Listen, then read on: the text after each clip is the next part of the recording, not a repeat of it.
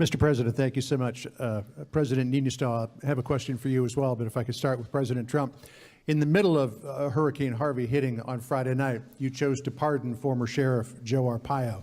I wonder if you could tell us what was behind your thinking for issuing a pardon for the sheriff, and as well, what do you say to your critics, even some in your own party, who say it was the wrong thing to do?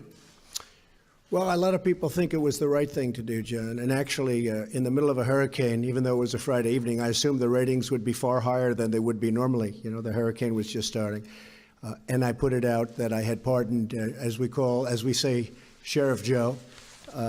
He's done a great job for the people of Arizona. He's very strong on borders, very strong on illegal immigration. He is loved in Arizona. I thought he was treated unbelievably unfairly when they came down with their big decision to go get him right before the election voting started, as you know, and he lost in a fairly close election. He would have won the election, but they just hammered him just before the election. I thought that was a very, very unfair thing to do. When I mentioned him the other night, you saw the massive crowd we had. The people went crazy when I said, "What do you think of Sheriff Joe?" or something to that effect. The place went absolutely crazy when I was in Arizona last week. And as far as pardons are concerned, I actually did this just before the meeting because I assumed that somebody would ask me the question. I didn't know it would be you, as you can attest. You didn't even know you were going to be called. But I thought I would. And, you know, Sheriff Joe is a great veteran of the military, great law enforcement person, somebody that's won many, many elections in the state of Arizona. But I wanted to look at some of the other people that were pardoned over the years.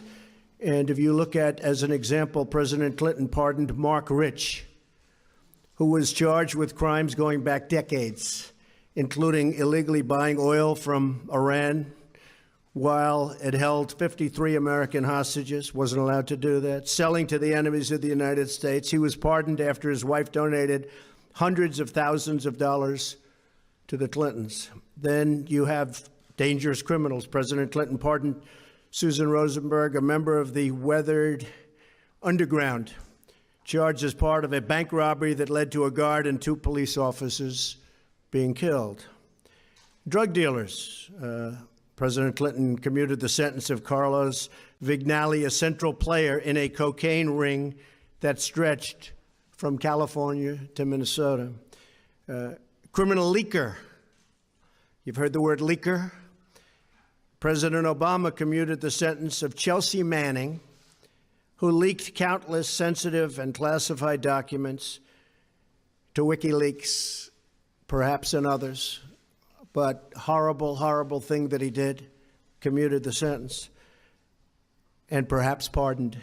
President Obama commuted the sentence of Oscar Lopez Rivera, who was charged as part of a violent independence group from Puerto Rico, responsible for 28 Chicago area bombings and many deaths in the 1970s and 1980s.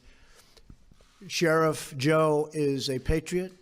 Sheriff Joe loves our country. Sheriff Joe protected our borders. And Sheriff Joe was very unfairly treated by the Obama administration, especially right before an election that he would have won.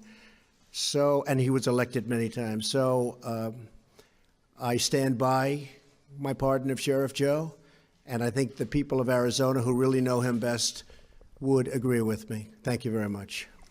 Mr. President, I'd like to claim prescience that you did all the research, but I'm afraid I have to confess the question was fairly obvious. And President Niinistö.